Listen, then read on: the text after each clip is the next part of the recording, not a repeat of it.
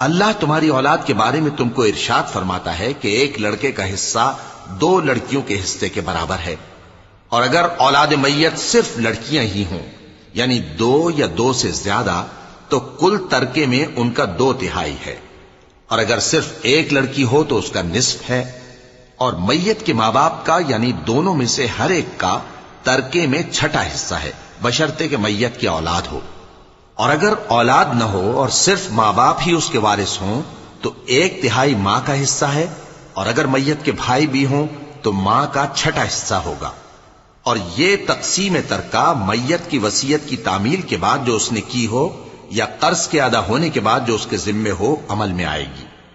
تم کو معلوم نہیں کہ تمہارے باپ دادوں اور بیٹوں اور پوتوں میں سے فائدے کے لحاظ سے کون تم سے زیادہ قریب ہے۔ یہ حصے اللہ کے مقرر کیے ہوئے ہیں اور اللہ سب کچھ